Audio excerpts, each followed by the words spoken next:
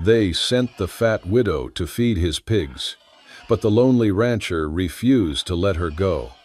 Dry Hollow, Texas, late spring, 1887. The church kitchen in Dry Hollow smelled of burnt cornbread and old pork fat, thick in the air like a secret no one wanted to name. Damp aprons clung to bodies, and steam from the stew pot curled into the stained glass sunlight that filtered in through the high windows, casting red and gold blotches across the scuffed floorboards. Widowed women in dark, faded dresses bustled around the space, clanging spoons, slicing onions, whispering judgments under their breath as they stirred pots meant for the poor. It was their duty, their godliness, but charity had sharp teeth here. On the support beam near the pantry, a handwritten notice had been freshly nailed up that morning. Help wanted feeding pigs, Weldon Ranch. Fair pay. A shrill laugh sliced through the air. Well, would you look at that? Fair pay for feeding pigs. What are they feeding them, Gold? Another woman snorted. Pigs probably have better manners than most men in this town. Then came the voice that always followed, the dry, cutting tone of Prudence Daltrey, the self-declared matron of Dry Hollow's female virtue. I know just the girl for the job, she said with a wicked smile. Mildred, my stars, she's practically family to those hogs already. Laughter erupted, bouncing off the low ceiling like gunfire. In the far corner, hunched over a bucket of potatoes, sat Mildred. She was 24, but her silence made her seem older. Her round face flushed a deep crimson, and her hands, rough from years of work, paused mid-peel. She did not look up. She never did. She probably wouldn't even need a bucket, someone added cruelly. Just let her roll around with them, saves time. More laughter. The kind that didn't come from joy, but from the sheer pleasure of aiming low. Mildred's fingers trembled as she resumed peeling, faster, harder, like she could slice the humiliation off her skin. Her dress clung to her back with sweat. The room was too hot. Or maybe it was just the shame. She's still here eating our food, taking up space, another muttered just loud enough. Let her earn her keep. Then came the quiet voice that always held weight. Girls, said Sister Martha. The kitchen fell to a hush. Sister Martha didn't need to yell. Her eyes were enough, cool, tired, and unwavering. She looked from the paper on the post to Mildred without a word. That glance said everything. You know the rules. You want shelter. You take what work comes. No pity, just policy. Mildred swallowed. Her throat was tight. Her hand slipped on a potato and cut her thumb. She barely flinched. Blood welled up, bright against her dark skin. She set down the knife, wiped her hands on her apron, and stood.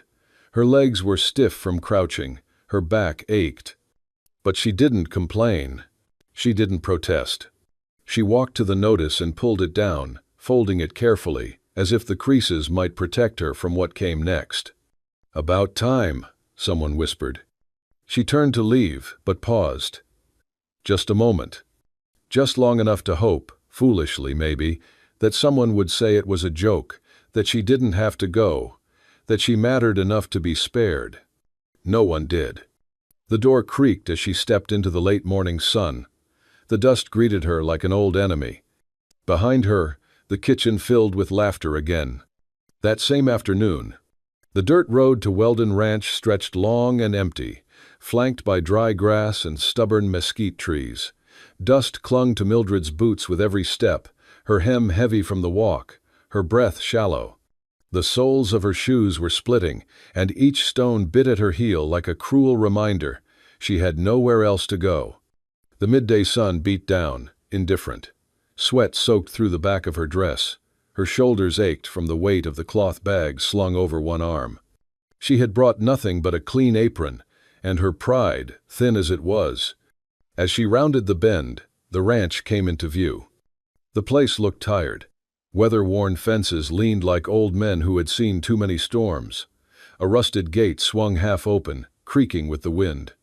And beyond it, the barn, a hulking thing of splintered wood and dark shadows, sat like a beast with its mouth half open. Pigs squealed in the pens beside it, the sharp, wet stink of them hitting her like a slap. Flies buzzed in lazy circles. The place felt forgotten by time, by warmth, by everything but necessity.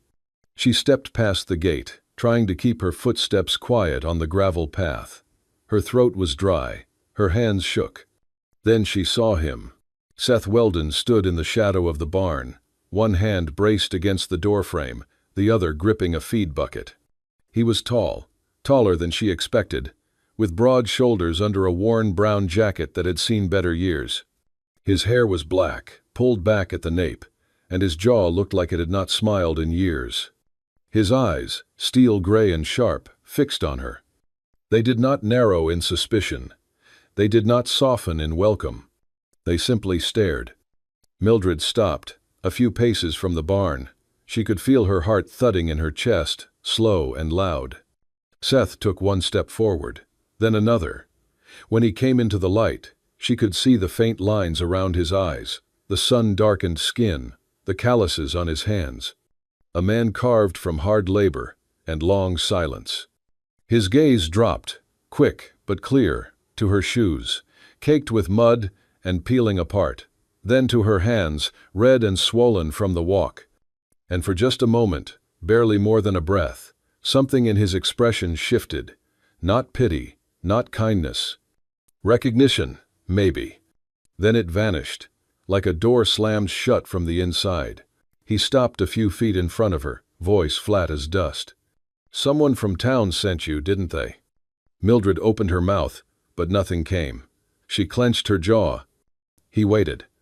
"You do not look like you want to be here," he added. She swallowed, then lifted her chin.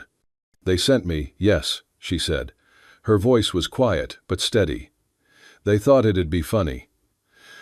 A muscle in his jaw twitched. He looked past her, toward the road, as if expecting to see the town watching from the hills. "This some kind of joke to them," he muttered.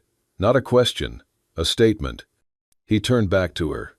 "Well?" he asked. "You here to laugh like the rest?" Her eyes flashed, just for a second. "No," she said. "I am here to work." He studied her, that unreadable stare cutting through the dust and heat. "You expect me to believe that?" "I don't expect anything," she replied. "I need work. I don't want charity. Just a chance." The wind kicked up, scattering dry leaves between them. A pig snorted loudly behind the barn, breaking the stillness. Seth looked at her again. Not down, not away. Then, with a grunt, he stepped aside, motioning to the gate with a nod. "You want to feed pigs?" he said. "Then you'd better get to it." He turned and disappeared into the shadows of the barn, leaving the path open behind him. Mildred stood still for a moment, hand tightening on the strap of her bag. Then she stepped forward. Not because she was ready, but because she had nothing left to lose. Weldon Ranch. Early the next morning. The sky was still pale with dawn when Mildred returned, her boots crunching over dry gravel, the morning chill clinging to the folds of her dress. She said nothing. Seth had said even less the evening before. But the barn gate had been left open. That was permission enough. The stench hit her like a wall the moment she stepped inside. Sharp, hot, animal, pig filth layered thick from days, maybe weeks, of neglect. The air was heavy with it, swarming with flies that danced above the troughs. She did not flinch. She rolled up her sleeves, tied a handkerchief over her nose, and set to work. There were 5 pens, each one a mess of half-rotted feed, waste, and muddied straw. She started at the first, grabbing a rusted shovel and dragging out the muck in slow, steady piles. Her back screamed by the second load, her arms already trembling. Still, she kept going. The pigs grunted, unconcerned by her presence, nosing at the corners of their pens. They were large and loud, and one nearly knocked over her bucket, but she held her ground. She had dealt with worse than pigs. At least they did not lie. By mid-morning, her dress was soaked through, her hands blistered, her stomach ached from the effort. But she did not pause. She remembered how it used to be, years ago, waking before sunup with her husband, fixing coffee before tending the goats and chickens. The smell of hay, the warmth of routine, the small things that made her feel like a woman with purpose. Before sickness took him. Before pity took her place. Now, she scraped at caked-on slop, sweat running down her temples, dirt streaking her arms, no one watching, no one clapping. Just work. And still, something had changed. When she stepped out to empty the waste, she saw it. A tin canteen placed carefully on the fence post. Full, cool. She hadn't left one there. She unscrewed the cap and drank slowly, the water sweet and sharp in her mouth. Her hands trembled slightly as she lowered it. Next to the canteen, draped neatly over the lowest rail, was a folded cloth, clean linen, white with a single blue stitch along the edge. Right at her reach. She stared at it for a long moment, then took it, wiped her face, and pressed the fabric to her cheek for one quiet second before folding it again and setting it back. Seth did not appear, not once, but his presence was felt in those silent offerings. He had noticed her blistered palms, her parched lips, her effort. He said nothing, but his actions whispered something she had not heard in years. "I see you." By late afternoon, the first 2 pens were done. She moved on to the third, scrubbing the metal trough with a bristle brush, pushing grit from the corners. The sun hung low behind the hills, casting long shadows over the yard. She paused only once, to roll her shoulders and breathe. From the barn there was the sound of hammering. Seth, somewhere within, mending wood or fixing hinges. He did not call out, but she could hear him, methodical, measured. 2 people working in the same silence. It was not unpleasant. It was not loneliness. It was something else entirely. Mildred returned to her scrubbing, hands raw but steady. She would not stop. Not now. Not when the silence finally made room for her. By late afternoon, the clouds began to gather. The wind shifted, cooler now, restless, and the smell of rain crept in through the air like a quiet warning. Mildred was hauling the last bucket of feed toward the 3rd pen when the first drop landed on her forearm, then another, and then the sky opened all at once. The rain came down hard, heavy as stones, drumming against the tin roof of the barn and soaking her within seconds. The dirt beneath her feet turned to slick mud. Her boots slipped as she tried to steady the bucket. She almost made it. But then her foot caught on a rut, and she went down, hard. The bucket tipped, sloshing feet across the wet ground, and she landed in the middle of it, hands and knees deep in cold mud. For a moment, she just lay there, chest heaving, hair plastered to her forehead, mud streaked across her face like war paint. The pigs squealed nearby, delighted by the chaos. She could not tell if the sting in her eyes was from the rain or her own humiliation. She started to push herself up, and then he was there. Seth didn't shout, didn't hesitate. 1 second she was alone in the storm, and the next he was striding through it, coatless, boots sinking in the mud with each step.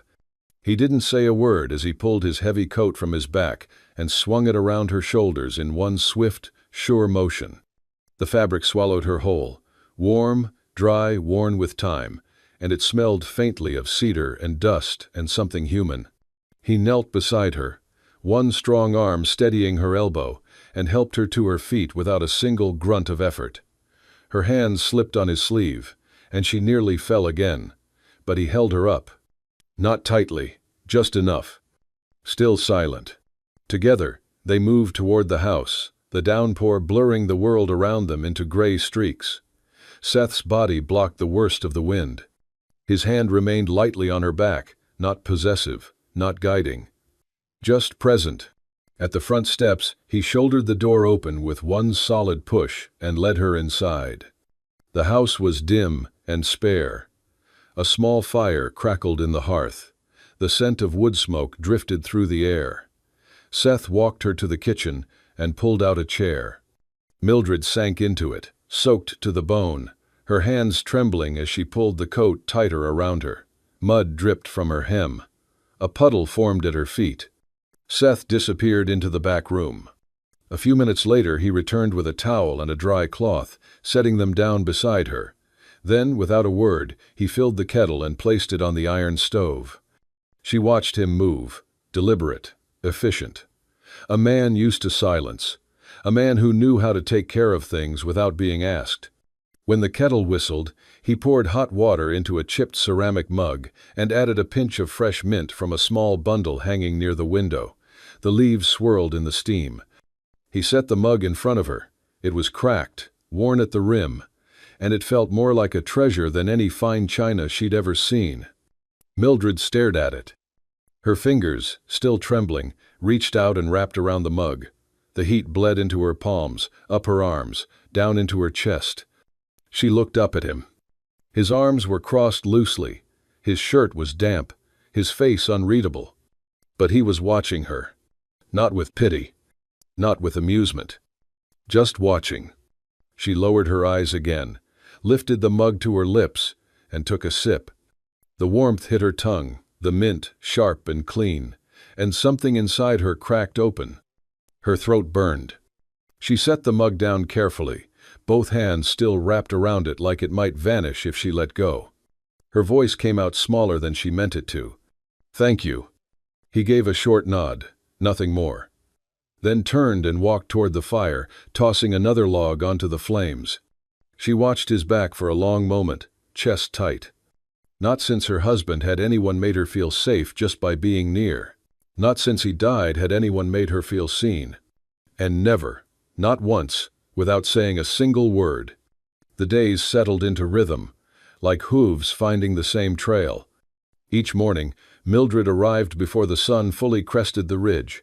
Her boots were still worn, her dress still plain, but her steps no longer dragged. The pigs recognized her now, grunting in expectation as she approached the pens. And when she whistled, 2 short bursts followed by a long one. They came trotting like children called home for supper. Seth had taught her that. He had shown her once, hands tucked in his pockets, standing a few feet away as she fumbled with the grain bucket. "Like this," he said, lips barely moving. Then he whistled, and they responded. The next morning she tried, and it worked. That was how their conversations began, not with words, but with signals, glances, gestures. Seth repaired the old pump beside the barn so she could wash her hands without hiking to the creek. He did not mention it. But she noticed the clean rope wrapped neatly around the handle, the new wooden slats, the fresh smell of pine resin. They spoke in quiet snatches, between troughs, beside the tool shed, in the low sun of late afternoon. She told him about her husband, William. He was quick-tempered, she said one day, as she scrubbed the feed trough. But when he laughed with his whole chest. He never hit me, never raised his voice without hugging me after. Seth nodded slowly. "Hard men can still love hard," he said. He rarely spoke of his own past, but one evening, as they sat on overturned barrels peeling potatoes for dinner, he said, "She used to hum while she cleaned. Could not carry a tune, but it didn't matter. The silence, after she was gone, it was louder than anything else." They fell quiet after that, but it was no longer the silence of strangers. One afternoon, as they cleared out the pen near the fence line, Mildred leaned over to haul a bucket. Seth reached for it at the same time. Their hands brushed, brief, bare skin against bare skin. Neither pulled away immediately. Instead, they froze, just for a second, the kind that lingers longer than it should, then stepped back without a word. No fluster, no apology. Just an acknowledgement. Some things did not need language. The days grew longer, the evenings softer. A kind of peace settled between them, not romance, not yet, but comfort, recognition, shared weight. Then came the moment that shifted it all. It was late in the day, the sun folding itself into the hills, the sky pink and tired. Mildred was coiling the hose when Seth called her name, softly, from the back porch. She turned. He held something small in his hand, a folded piece of cream-colored cloth. "I want to show you something," he said. She followed him inside, through the hallway she had only glimpsed before. Past the sparse kitchen, the narrow sitting room, to a door she had never seen open. He paused, then pushed it gently. The room beyond was untouched. Dust floated in the slant of golden light. A writing desk stood near the window, with dried flowers still crumbling in a jar. A sewing basket rested on the chair. The air smelled faintly of lavender, and something older, something mourned. Seth stepped aside, then handed her the cloth. A handkerchief, lace-trimmed, delicately embroidered, with a faded A. "She made it," he said, "every stitch by hand. She was going to sell them at the fair that fall." Mildred looked down at it, breath caught in her throat. He shifted his weight, his voice low. She would not want it to sit in a drawer, turning to dust. She'd want someone to use it, someone who understands what it means to tend to things. He placed it in her palm. "You keep it," he said. Mildred clutched the handkerchief to her chest. Her shoulders began to shake, not from pain, but from the aching relief of being seen, of being given something not out of pity, but out of trust. Tears spilled, silent and sudden. Seth did not touch her. He simply stood beside her, and it was enough. The rumors came like wind through prairie grass, sudden, sharp, and everywhere. By the middle of the week, 3 women from town pulled up to the ranch in a buggy, waving a basket covered in red gingham and smiles too wide to be real. Their dresses were pressed, their boots spotless. Mildred opened the door before they could knock. "We thought you might be hungry," one said, her voice like syrup left out too long. "Working with pigs must work up quite the appetite." She smiled, but there was steel behind her teeth. "Brought you some apple pie," another added, "just our little way of saying welcome." The third woman stayed quiet, looking around the porch, her eyes settling on the broom, leaned against the railing, the clean doormat, the boots lined up neatly. "Looks like you've settled in," she finally said, "quite comfortable." Mildred nodded and took the basket. "Thank you," she said quietly, eyes downcast. They lingered. "You know," one of them said, leaning slightly forward, "folks in town talk. Say you've taken a liking to the place. To the man." The others chuckled. "Can't blame you. Seth Weldon's always been a quiet one. Maybe he just needed the right kind of attention." Mildred felt the heat rising in her cheeks. She pressed the basket to her chest like a shield. "We just don't want you to get your hopes up," the third said with a shrug. "Men like him, well, they carry ghosts. Hard to share a bed with one woman when another's still in their heart." The laughter was soft but cruel. They left before she could reply. Inside, Mildred placed the pie on the table and stared at the basket for a long moment. Her hands trembled. She reached into her apron pocket and pulled out the lace handkerchief Seth had given her. She set it beside the pie, its soft edges suddenly unbearably heavy. She grabbed a pencil from the side drawer, found a piece of brown wrapping paper, and wrote, "I do not want to be a burden." Her handwriting was neat but shaky. She folded the paper once, slid it under the handkerchief, and stepped outside. The air was thick with late afternoon heat. The sky above was smeared with streaks of gold and blue. She walked past the barn, past the feed bags stacked neatly near the fence, until she reached the long trough she had scrubbed just yesterday. It gleamed in the light, almost proud. She reached out and ran her hand along its smooth edge. "Clean," she whispered to herself, "like his eyes yesterday." Her voice cracked. She pressed her palm flat to the metal and closed her eyes. For a moment, she stood there, breathing in the scent of dust and hay, feeling the ache rise from somewhere too deep to name. Then she turned toward the gate. He was already there. Seth stood with his shoulders rigid, a piece of cloth clutched in his calloused hand.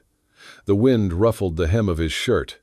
His eyes were locked on her, unreadable, but not empty. He lifted the handkerchief. "You left this," he said. She opened her mouth, but no words came. "Don't," he said, stepping forward. "Don't leave." His voice was low and hoarse, as though dragged from a well that had been dry for too long. "You are the only thing that makes this place not feel cold." Mildred stared at him, chest rising and falling. The ache in her chest didn't vanish, but it softened, shifted, became something else. "You do not have to carry me," she whispered. "I don't want to be another weight." He took one more step, hand still holding the cloth. "You're not a weight," he said. "You're the reason I started noticing the warmth again." The wind picked up. A few leaves tumbled across the dirt. Mildred looked down at the trough one last time, then back at him. She walked forward, and she stayed. Sunday morning broke soft and golden, the kind of light that made even the worn shingles of Dry Hollow's chapel glow like they had something to say. The church bell rang twice. Inside, the pews filled with familiar faces, tight collars, pressed bonnets, murmured greetings. But all whispers halted when the chapel door creaked open. Mildred stepped through it. Her dress was plain but clean, hair neatly pinned, and her hand was inside Seth Weldon's. Gasps echoed like skipped stones. Mrs. Prudence's mouth twitched. A man in the second pew lowered his hymnal. But it was the silence, the sudden, absolute stillness, that wrapped around the room like smoke. Mildred felt every eye. Her spine stiffened by instinct, but Seth's grip stayed firm, warm, steady. He didn't look left or right, just walked her down the center aisle like it was the most natural thing in the world. They sat. No one said a word to them. The pastor stuttered once at the start of the sermon but soon found his rhythm. As the hour wore on, heads turned less. Voices rose in hymn. The stillness thinned. When the final blessing was given and the congregation began to shuffle out into the dusty yard, the tension returned like a held breath. Mildred stepped through the doorway first. A woman near the steps turned her face away. But before the discomfort could tighten around her again, a small voice piped up. "Hi, miss." A boy, no more than 6, waved with both hands and grinned. Mildred blinked, caught off guard. "Your dress is pretty," he added. She smiled. A real one.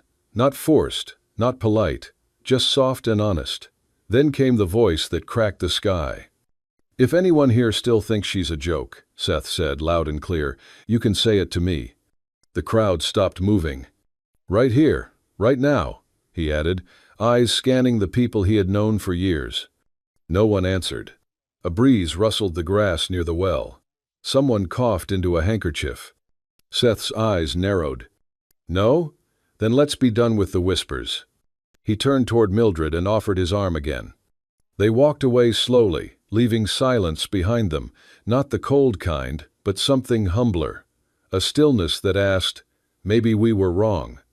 Back at the wagon, Seth helped her up without a word. Mildred looked back once at the chapel, and for the first time, it didn't feel like a place she had to beg to belong. It just felt like a place she had chosen to walk into, with him. The morning sun stretched over Dry Hollow like a quiet blessing, warming the ground and softening the air with the scent of dust and clover. Seth led Mildred by the hand through the back gate, past the pig pens and the worn fence, to a patch of earth beneath the large sycamore near the barn, where she had once sat alone, her first day on the ranch. Muddy, breathless, and unsure. Now, the spot was clean, dry, a square of white cloth spread over the grass. At the center sat a small wooden box, carved simply, the kind of box a man makes when he cannot afford much, but wants to make something with his own hands. Seth let go of her hand. "You remember this spot?" he asked quietly. Mildred nodded. "I was too tired to cry here, and too scared to stay." He gave a half smile, one corner of his mouth lifting. "You stayed anyway." He knelt, not with ceremony, not with practiced charm, but with the quiet steadiness she had come to know. His knees hit the edge of the cloth. He reached for the box and opened it. Inside was a ring, rough around the edges, but clean, forged from an old nail, shaped by fire and will. The surface was smooth, worn down from polishing, and in the center a small engraving, 2 initials, carved by hand. "I am not a rich man," Seth said.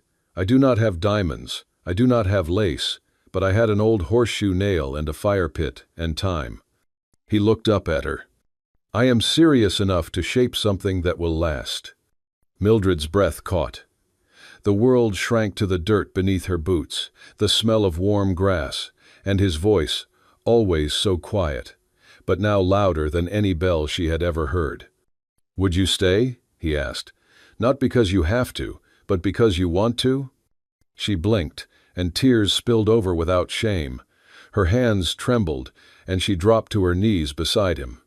"Yes," she whispered. Her voice cracked, but it did not falter. "Yes, I want to." Seth reached out and took her hand, those hands that had scrubbed troughs, carried buckets, and held her pride together like brittle porcelain. He slipped the ring onto her finger. Then, gently, he lifted her hand to his lips and pressed a kiss to her knuckles. "These are not rough hands," he said softly. "They're the hands of someone who stayed." She leaned forward, resting her forehead against his. Around them, the pigs rustled lazily in the pens, the wind sighed through the trees, and the ranch, for all its mud and sweat, felt like a place where something true had finally grown. And she stayed, forever this time. If this story touched something deep in you, if you believe that even the roughest hands can hold the gentlest love, then do us a favor, hit that like button, and leave a comment saying, "I believe in second chances." And if you want more stories like this, tales of love that rise from the dust, from silence, from the scars we carry, then make sure you subscribe to Wild West Love Stories and turn on notifications.